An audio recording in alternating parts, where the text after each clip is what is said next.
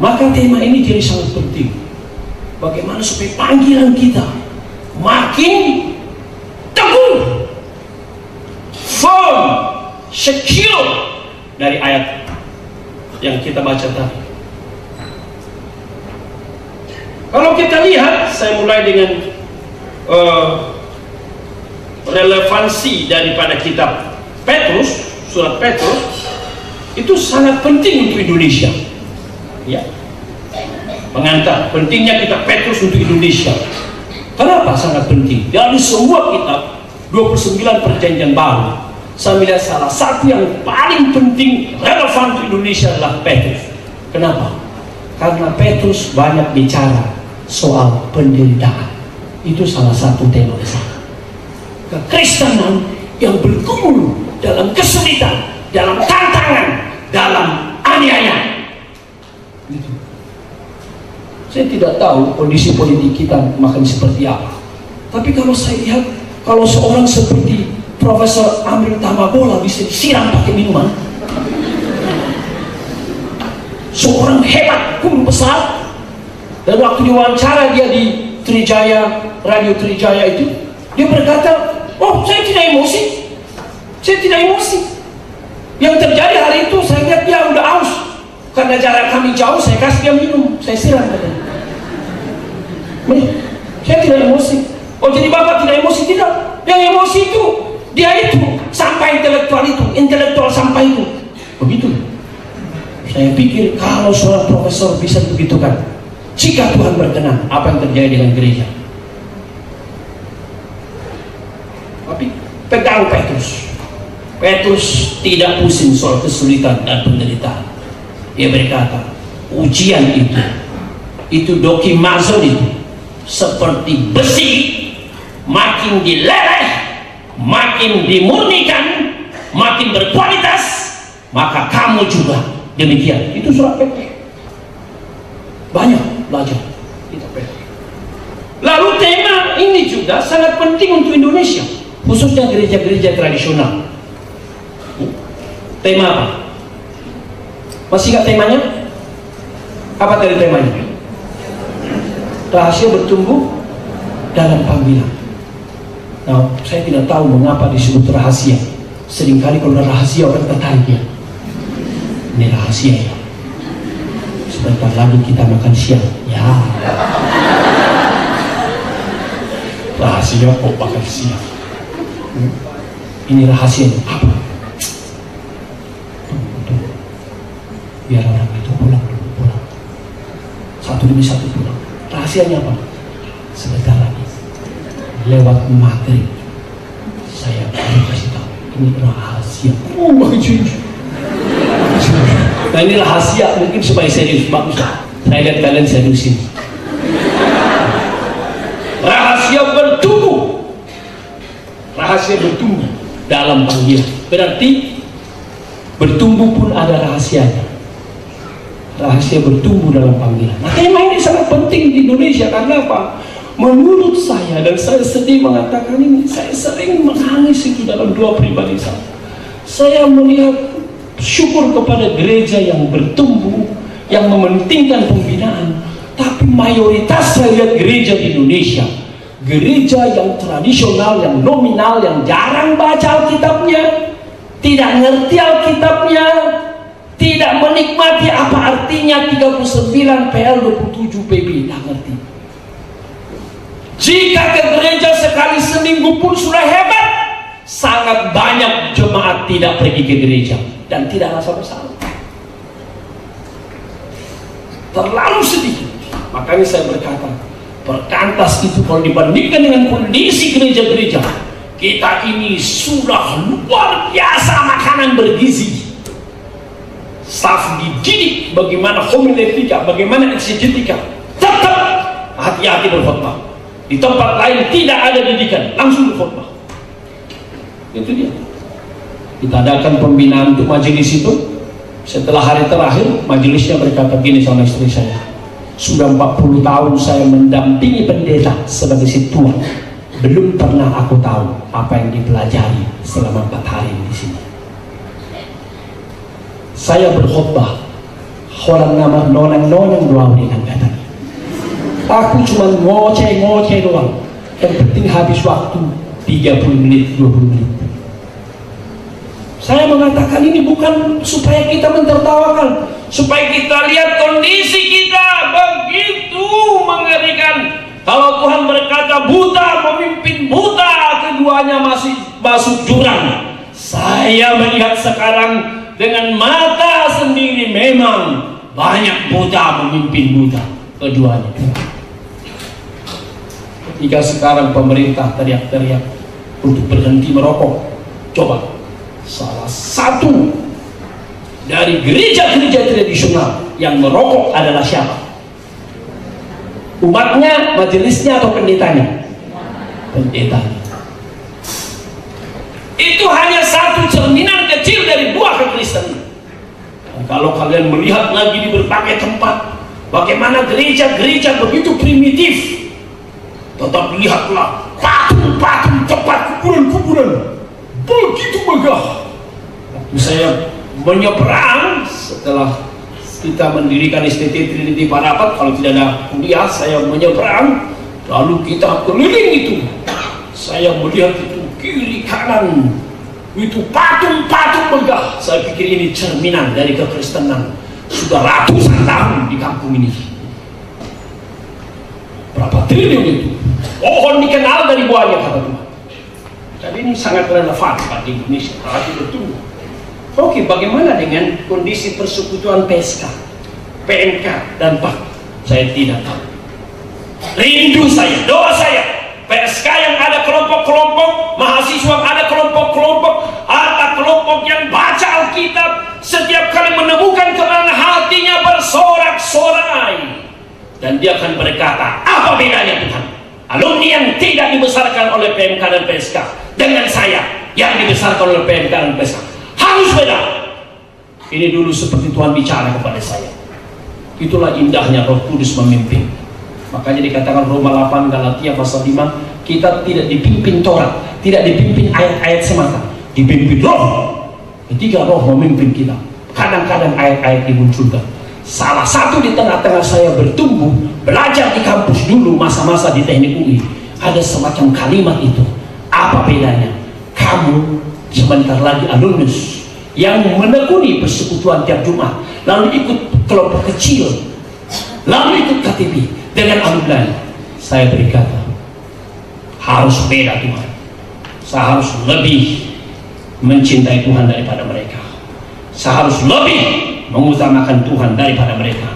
Saya harus lebih dalam segala hal positif. Baik. Hati saya menjerit kalau lihat alumni yang dari PMK, suami istri berkelahi. Tadi malam ada satu keluarga sampai jam 12 di rumah, sampai jam 12. Padahal saya sudah luar biasa capek. Saya tertidur di kursi. Istri saya berkata, Pak, jam 7 nanti keluarga itu datang, siap-siap. Saya berkata, iya harus datang mereka ya. Iya. Saya bilang hari ini adalah saya paling capek.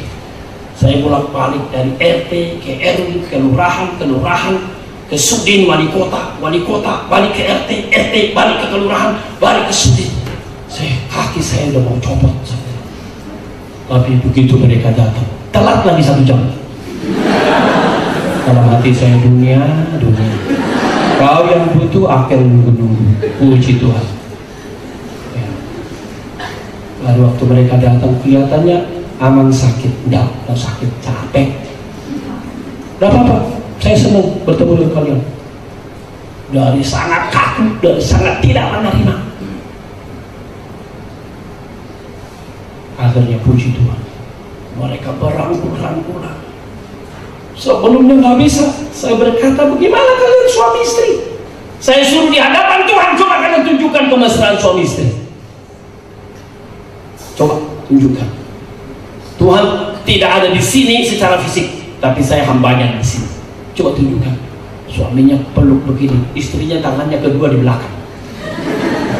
Saya berkata, lihat betapa istrimu terluka. Saya tidak tahu orangnya datang ke sini tidak.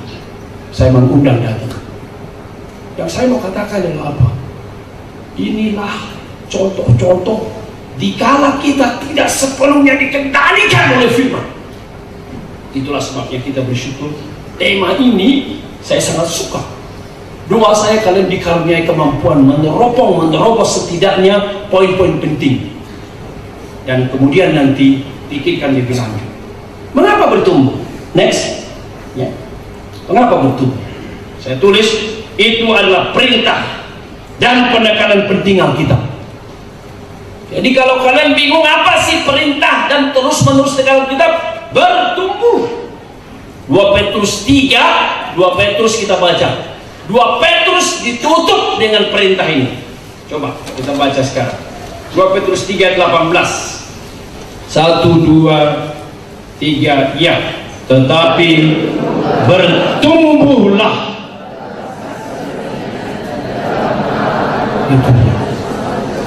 Tetapi apa?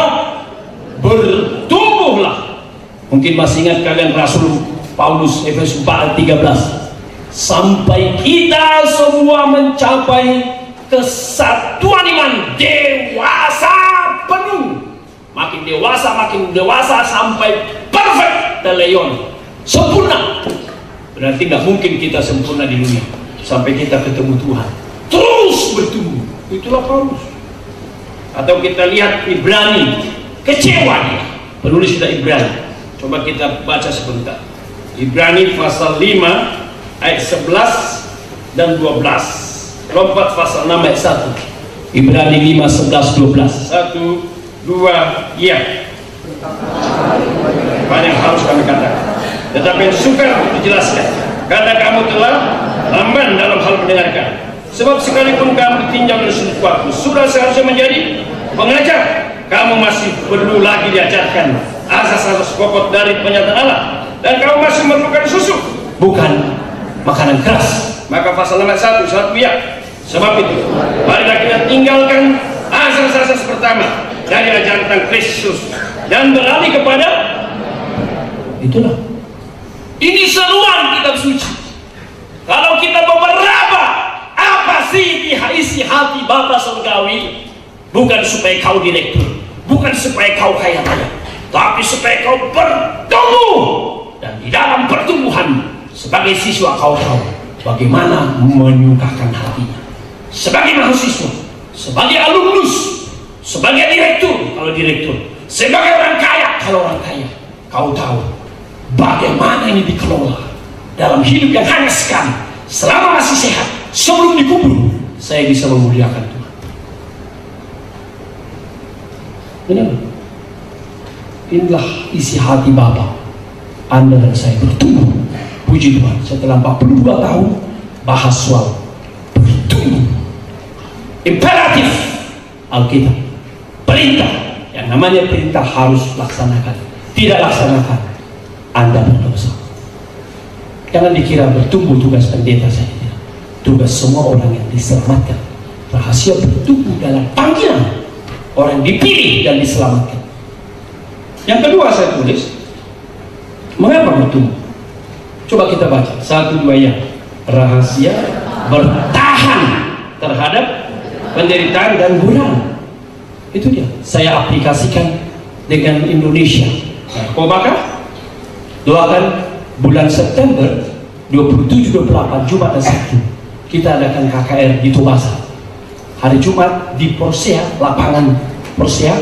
Hari Sabtu di lapangan bola Sisingamangaraja Beligi, tempat saya dulu keliling tiap pagi 20 kali lapangan bola.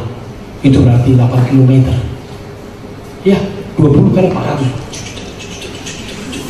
Jadi saya dulu pelari itu, Bu Dewi. Makanya kalau orang berkata kenapa bisa begini, saya kan anugerah Tuhan. Yang kedua, mungkin saya menuai apa yang saya lakukan dulu. Suka olahraga, sekarang saya tua akibatnya. Orang di bawah saya udah sakit ini. Kalau saya lihat saya makan kacang, dia berkata, Pak, itu apa boleh makan kacang? Gak boleh. Kok dimakan udah banyak? Oh iya, gak boleh sedikit. Oh gitu Pak, iya. Salah satu fellowship kami sama istri adalah makan kacang pagi-pagi.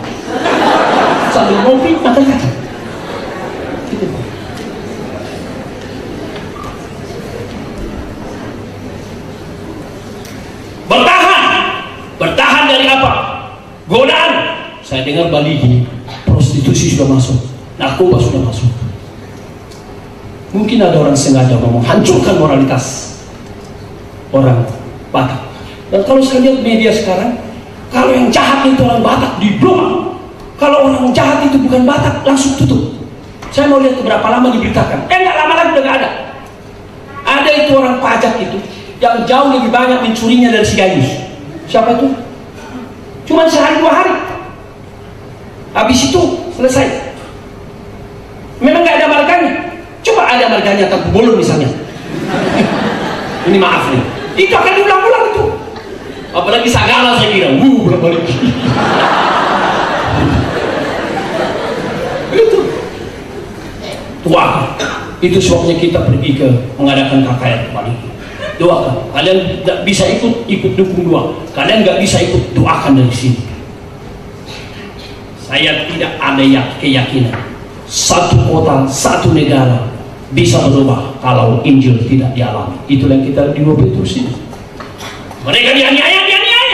Jemaat Tuhan di Roma dianiaya.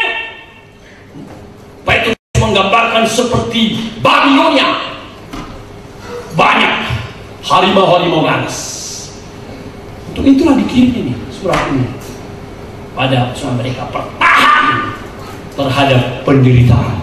Tapi bukan hanya penderitaan. Dalam retret yang lalu, retret staff saya berkata, bertumbuh adalah satu-satunya jalan menyelamatkan siswa dan mahasiswa kita dan alumni dari generasi yang hancur dulu. Homoseks di mana-mana terjadi, lesbi di mana-mana terjadi, gaya hidup munafik. Seorang pengkhotbah berkata dengan sangat tajam, tampilannya malaikat, dalamnya penuh pornografi. Begitu, ngomong begitu. Oh iya, salah satu yang menegur saya, hati-hati loh, itu sudah pernah menggugurkan kandungan. Hah? Jangan abang terlalu puji-puji dia. Masa? Abang nggak tahu aja. Saya kenal pribadi. Oh tidak, saya nggak kenal pribadi. Saya kenal kalau saya diundang. Dan dia sering undang saya persekutuan di kantor. Ya banyak abang tidak tahu. Waktu Gisa Musir sebelum berangkat ke Amerika, dia berkata kepada saya, Tulang, saya harap Tulang mengerti kehidupan Jakarta. Tidak semulus yang Tulang lihat. Sangat banyak kemunafikan. Dan disitulah abang melihat. Tulang. Doa saya, semua kita ini transparan di hadapan Tuhan. Tidak ada yang munafik. Kalau kita munafik, kita membohongi diri, kita membohongi Tuhan. Kita harus bertumbuh. Waktu kita bertumbuh, maka kita bisa bertahan, baik terhadap negatif maupun terhadap godaan kenikmatan. Oh nggak gampang. Jangan hanya pikir godaan itu hanya dianiaya, dimusuhi. Nah, kenikmatan. Mengapa misalnya seorang memilih alumni di sini, bukan di sini? Mengapa tetap setia di sini, tidak pindah ke sana? Padahal sekarang itu perusahaan-perusahaan saling membajak, saling menggoda, beri gaji setinggi-tingginya. Mengapa? Pak Sunario saya tanya, mengapa kau pilih ini dan kau keluar dari gaji yang lebih tinggi? Dia berkata apa? Di sini saya pun lebih bebas melakukan pelayanan di kampus, ada waktu fleksibilitas. Kalau di tempat itu tidak bisa seperti itu. Robert Tobing juga dulu begitu. Oh, apa di sini purek? Nggak lagi purek kali ya.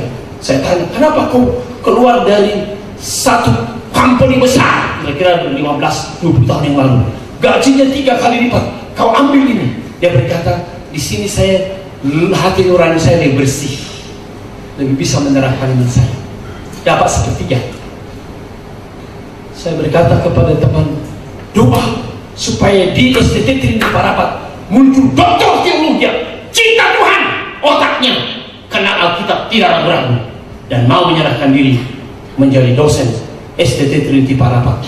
Bukan hanya dosen, full time, bukannya full time, bisa jadi wakil rektor. Mereka bilang begini, apa mungkin itu Pak? Loh, kok nggak mungkin? Kok saya bisa? Saya kan dokter. Mereka bilang, ya Bapak manusia langka lah.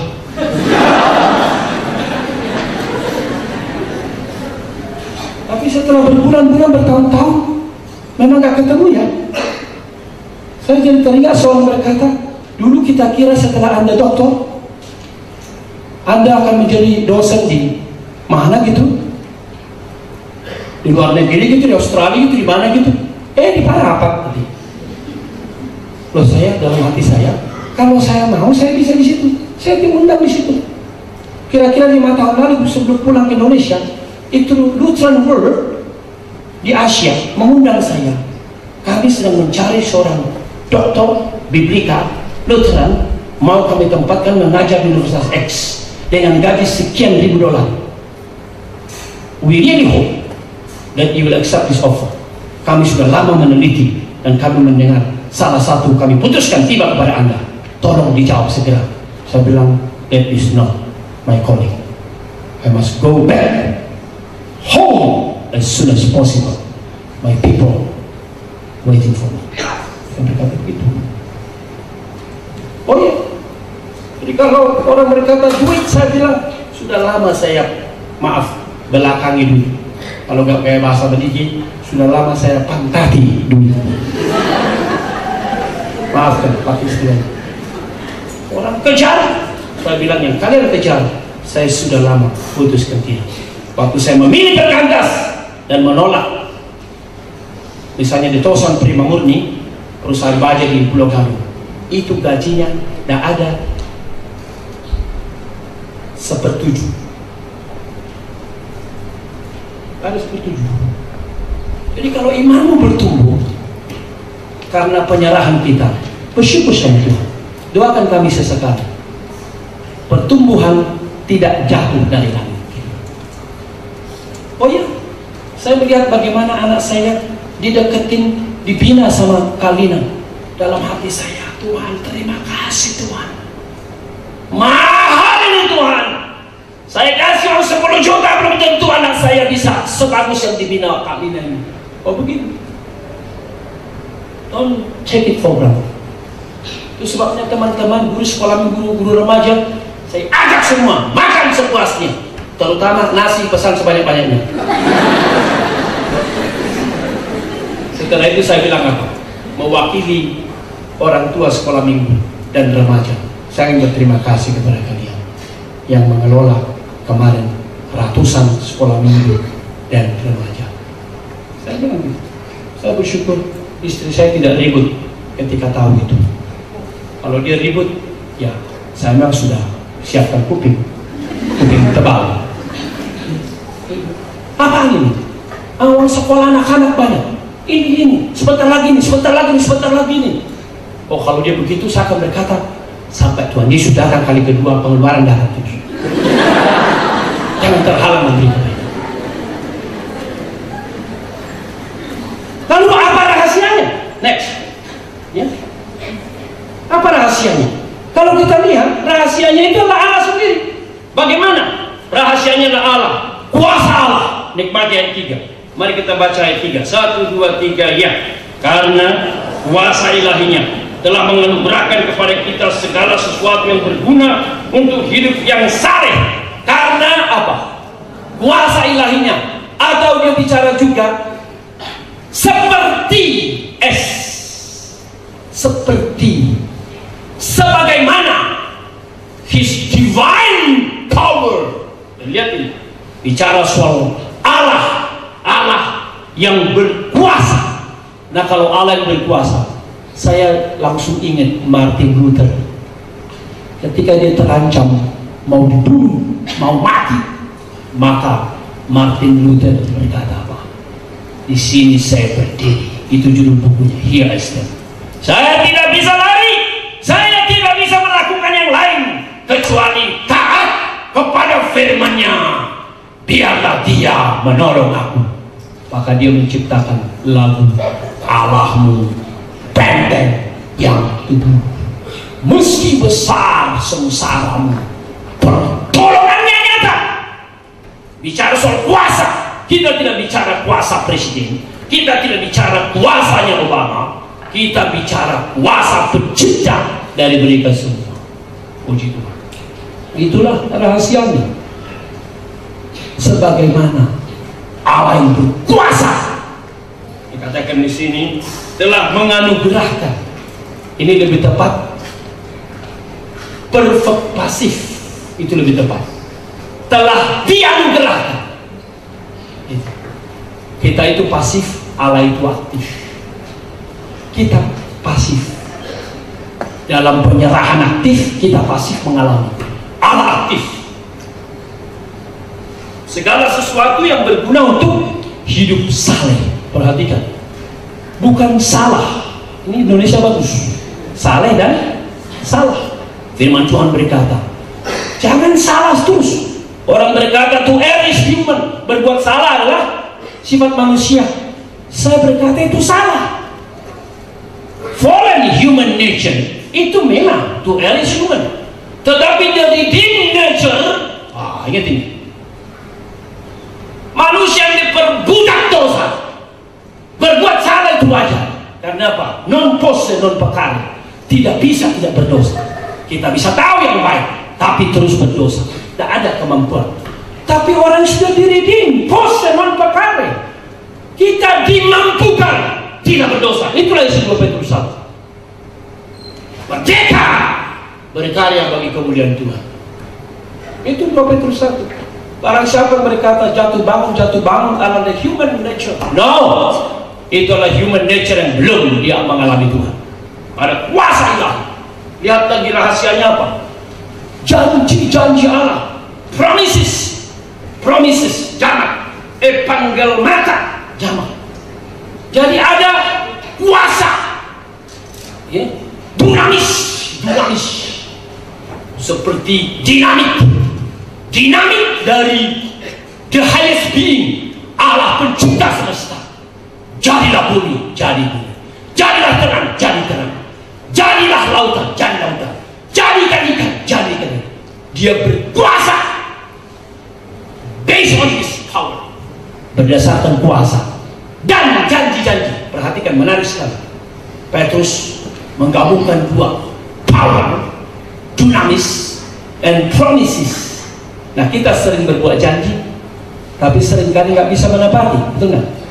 Makanya orang berkata, never make a promise if you cannot carry it out. Jangan berbuat janji kalau tidak bisa melaksanakannya. Kalau berkata, aku sayang padamu sampai mati sayang. Oh iya, pacaran juga begitu. Belum pasti bidik-bidik dulu. Bidik-bidik. Sesudah didoakan dan mantap, aku mau sama kamu. Kau mau? Kita mau. Kita pacaran. Kita bangun keluarga. Kita punya anak 5. Kita persembahkan semua hamba Tuhan. Oh iya, kemarin itu kami 27 tahun pernikahan, kita menikmati. Kita seperti pacaran, saling memandang, mata melihat mata. Tidak banyak bicara, hati berbicara. Lalu saya bilang sama si Billy, itu mana itu 25 tahun silver wedding? Saya sudah hapus gitu. Ya hapus. Kenapa? Mana ini kita tonton. Saya mau melihat mama 27 tahun yang lalu.